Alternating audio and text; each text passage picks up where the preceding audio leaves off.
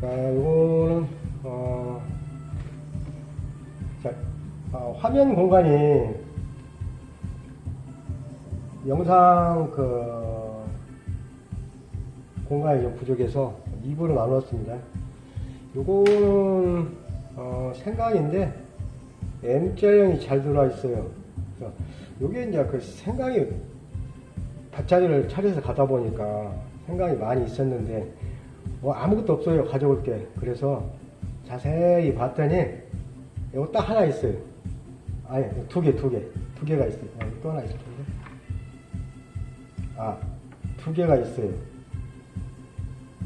두 개가 있는데 요거는 아주 작은데도 M자형이 아주 2분의 1로 들어와 있습니다. 아주 돋보기로 봐야 돼요. 눈이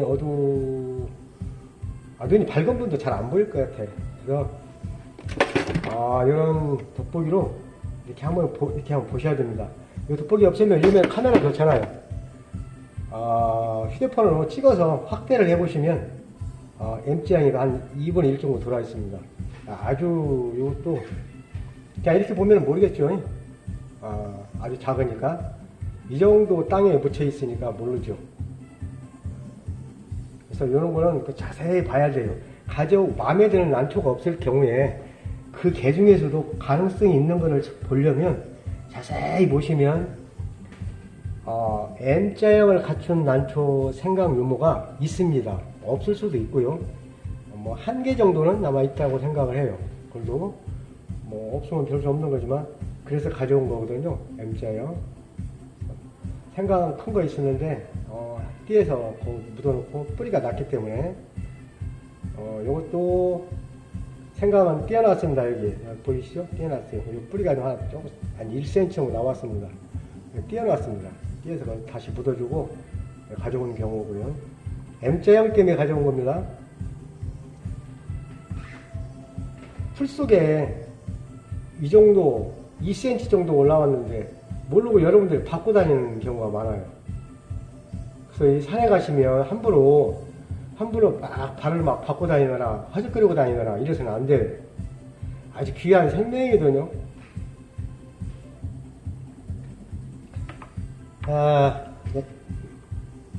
마지막으로 여러분들이 두화 있었는데 그 두화에 대해서 저 설명을 좀 해드리려고요. 두화에 대해서.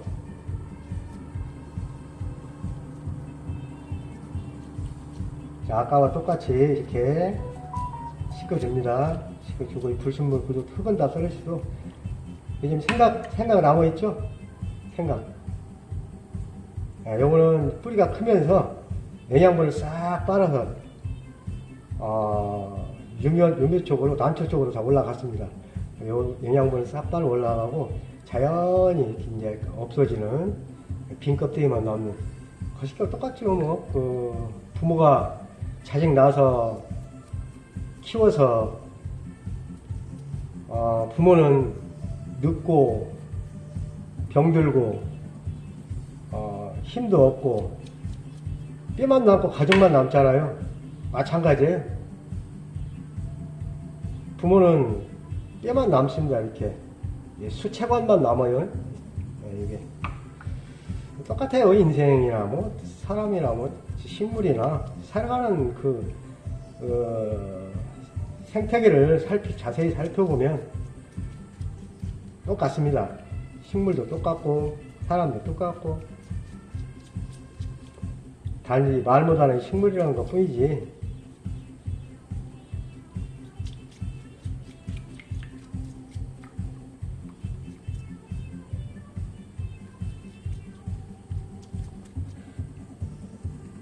이렇게 구석구석 불순물을 떼주시고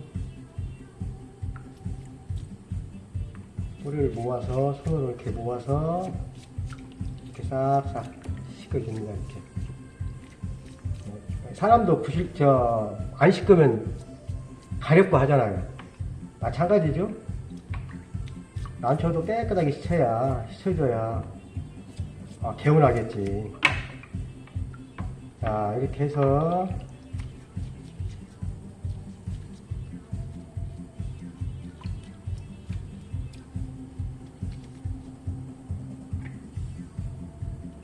불순물도 이렇게 띄워주고,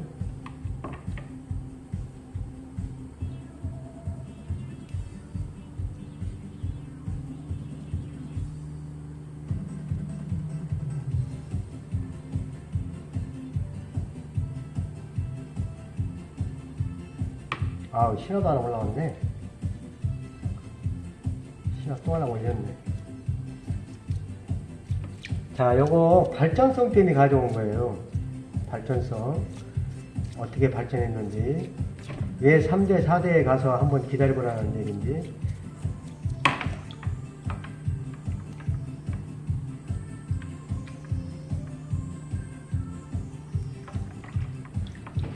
자, 여기 보시면, 자, 이게 이게 생강이 발화가 돼서,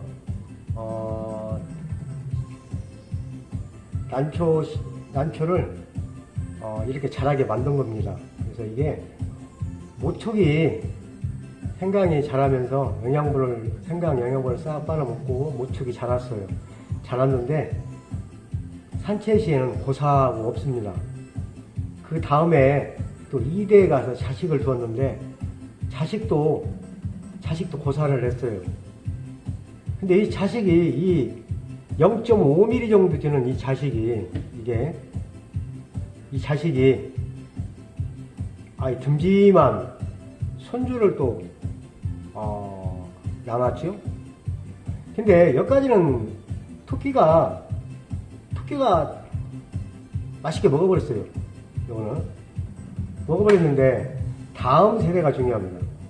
이 4대에 와서 여러분들이 상상하시는 두화, 그걸 설명하려고 한 거죠. 자, 1대, 2대, 3대, 4대에 가서 변화가 온 거예요. 4대에 가서 어떻게 변화가 왔느냐면, 여기 보시면 떡잎이 아주 작습니다. 아주 작고 듬짐해요. 듬짐하고 듬짐하고, 그 다음에 또 2대에 와서, 2엽이 와서 다시 또 아주 듬짐하게 다음 잎이 올라올 수 있도록 듬짐하게 감싸고 있어요. 그 다음에 또 감싸고 있습니다. 이게 크다 보니까, 이게 다른 난초들은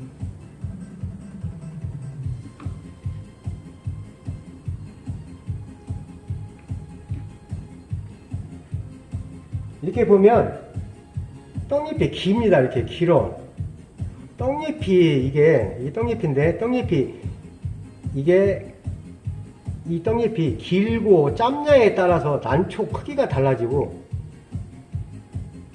또 원하는 난초로 발전할 수 있고 그러거든요. 근데 요거는 떡잎이 아주 짧아요. 한 1cm 정도밖에 안 돼요. 그 다음에 2엽이 또 감쌌죠. 3엽이 감쌌죠. 그 다음에 제일 중요한 게 또 잎이 오가서 나옵니다. 이렇게 직립으로 이렇게 오가서, 여러분들이 좋아하시는 두화 종류의 형상을, 가능성을 엿볼 수 있도록 만들어주는 엽으로 올라와요. 이게 그렇죠? 이게 오는 이유는 뭐냐면, 이게 난초가 각이 진 겁니다. 이렇게 기역자로 이 놓고 보면, 반대기 놓고 보면 기역자로 이렇게 각이 졌어요. 기역자로 각이 지다 보니까 펴질래야 펴질 수가 없어요. 이게 이렇게 이런 식으로 이렇게 납작하게 펴질래야 펴질 수가 없어. 이건 각이 안 졌잖아요. 이게 각이 지다 보니까 이게 잎이 이렇게 쫙 펴질래야 펴질 수가 없어. 반듯하게 클 수밖에 없는 거예요. 이게. 그래서 이게 난초마다 좀 특이해요. 그래서 두화를 보면 짧습니다. 이게 거의 보면, 종류에 따라 좀 다르겠지만 이 떡잎이 짧아요. 짧고 두툼하고 안으로 없고 이러거든요. 근데 보면은 1엽, 2엽, 3엽, 4엽, 5엽에 가서 5엽, 6엽에 가서 이렇게 각지게 나옵니다. 이렇게 반듯하게 직립으로 빤뜨하게 나와서 두화 형상을 인자 막 걸음마 배우듯이 갖추고 있어요. 이게 1, 2, 3, 4대에 가서. 그래서 여러분들이 여기까지만 키웠더라면은 그냥 버렸을 거예요. 생각을 캐오게 되면 항상 3, 4대까지는 길러보셔야 돼요. M자형을 가져왔다면은, M자형 생각을 유미를 가져왔다면 3, 4대까지는 키워봐야 그 발전성을 알 수 있습니다. 이게 4대차. 좋죠? 난초가 좀, 설명드리기 좋고, 또 가능성도 있게 보이고 해서, 차단을 해온 겁니다. 자, 정리를 해드릴게요. 두화는 짧고, 안으로 없고, 다만아기 모양처럼 두툼하다는 거. 그 다음에 두화는 간혹가다 이렇게 건수엽이나 중수엽으로 처질 수도 있지만 대부분이 직립으로 반듯하게 쓴다는 거. 옆으로 각을 뭐 35도, 25도 쪽으로 각을 주고 반듯하게 쓰든 그냥 반듯하게 쓰든 처지거나 그러지는 않습니다. 두화는. 그래서 여러분들이 이제 좀 큰 난초를 보실 때는 예감이 올 겁니다. 그런 거를 잘 신중하게 판단해서 가져오셔야 돼요. 그래가지고 이게 생강촉인지 생강촉이 어느 정도 발전을 해서 여기까지 온 건지 요거까지도 자세히 한해서 보셔야 돼요. 저희 두화를 보시면 한번 보실래요? 여기 저희 두화를 보시면 저희 이게 무명 황두화입니다. 무명 황두화인데 꽃을 봤어요. 근데 여기 보시면 보이시려고 모르겠네. 여기 보시면 아주 떡잎이 짧아요. 한 8mm 정도밖에 안 돼요. 떡잎이. 대신에 굵고 아름졌어요. 다만아기처럼 밑에가. 그 다음에 올 한 촉이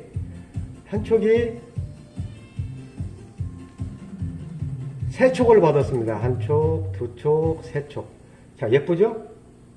두화의 형상을 띄는 게 이런 모양에서 떡잎에서 두화를 띱니다. 여기도 보시면 아까 보셨지만 여기 보시면 여기에 떡잎이 아주 한 8mm 정도 돼요. 그래서 두화가 이렇게 여러분들 여러분들 생각처럼 구부러지는 경우가 있고, 잎이 구부러지면서 닭발 모양, 여러분 지금 닭발이라고 얘기들 많이 들어보셨죠? 닭발 모양으로 이렇게 클 수도 있고, 이렇게 반듯하게 크다가 안으로 탁 오가지는 거죠. 좀 다른 난초와 좀 다르다, 그런 그 인상을 줍니다. 여기 보시면 이렇게 떡잎도 신화촉도 아주 이쁘게 나왔죠. 자, 모촉은 그렇게 이렇게 없거나 그러진 않았어요. 그지만, 여기 나온 떡잎이 한 1cm 정도 되는데, 말랐어. 요거는 이제. 근데 한 촉이 세 촉 받았습니다. 세 촉. 이 황두화인데, 이 두화의 특성이 나타나 있어요. 떡잎에 가서 그 두화의 형태가 나타납니다. 이거 참고하시고 산에서 한번 유심히 관찰해서 공부 한번 해보셔요.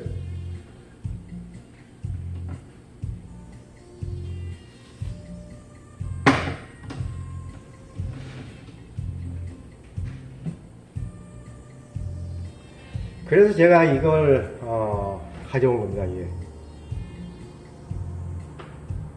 이 난초는 더 이상 크든 안 해요. 왜냐하면 여기 1엽, 이 떡잎에 와서 1엽, 2엽, 3엽을 보면 알아. 이 난초가 막 크거나 이러지는 않습니다. 이런 난초는 거의 대부분이 40%는 떡잎에서 난초 크기도 알 수 있어요. 그래서 이 난초는 여기서 더 크든 않습니다. 이게 지금 한 12cm 정도 되는데요.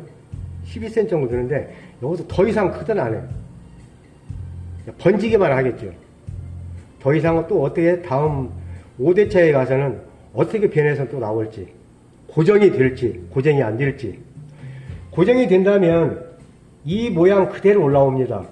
그러나 고정이 안 된다면 다시 3대째로 돌아갈 수가 있어요. 3대째로. 근데 여러분들이 잘 정성 들여서 잘 배양을 하시면 고정이 빨리 될 수 있는 거 볼 수가 있어요. 고정이 된다는 얘기는 다시 3대로 되돌아가느냐, 아니면 1, 2, 3, 4대, 5대도 똑같이 이렇게 나오느냐, 6대에도 똑같이 나오고, 이런 걸 고정이라고 하죠. 꽃도 마찬가지죠. 꽃도. 기와 같은 경우는 특히 변화가 심합니다. 기와는 처음에는 산에서 기와가 멋지게 피었어도 집에서 배양해보면 기와가 안 나오는 경우가 많고, 그럼 고정성이 없다는 얘기죠. 그래서 기와 같은 경우는 여러분들이 구매하실 적에는 고정성이 있는 기와인지 이런 것도 잘 보셔야 되고, 꽃 2대 이상 피었는지 또 보셔야 되고. 그래서 요거 오늘은 두화에 대해서 여러분들한테 설명을 해드렸고, 또 환엽송에 대해서도 여러분들한테 설명을 해드렸고, 또 직리병, 입변에 대해서도 말씀을 드렸고, 또 생강, M자형에 대해서 아무리 산에 많아도, 생강 유무가 많아도 가져올 게 없다면, 그나마 미련이 남는다면 자세히 하나하나 사진을 찍어서 확대를 해보면 M자형을 갖춘 생강 유무가 있을 거라는 얘기죠. 있으면 그거 한 개 있으면 하나만 가져오시면 돼요. 다른 난초까지 다 갖고 막 인터넷 보시면 막 그 떼짱 막 뜯어갖고 막 와서 막 판매하고 막 그러는데, 그러면 안 돼. 그렇게 가져다가 어떻게 그 배양을 하려고. 다 죽이는 거예요, 다. 살리지도 못해. 특히 초보에 입문하는 사람들은 더욱더 살리지 못합니다. 다 썩고 죽이는 거예요. 그러지 마시고, 꼭 갖고 오고 싶다 싶으면 M자형이 있는지 없는지 사진 폰으로 찍어서, M자형을 갖춘 난초가 없다면 그냥 빈손으로 내오시는 게 좋습니다. 있다면 가져와 보십시오. 폰으로 확실히 찍어서 확인을 해보시고, 한 개 있으면 하나만 가져오시면 됩니다. 여러분들 이 상태에서 M자 찾으라면 못 찾겠죠? 저는 알 수가 있어요. 오래전부터 이런 난초들을 많이 연구를 해왔거든요. 42년 동안을 했습니다. 40년 넘게. 그래서 저도 빈손으로 내올 때 많아요. 어제는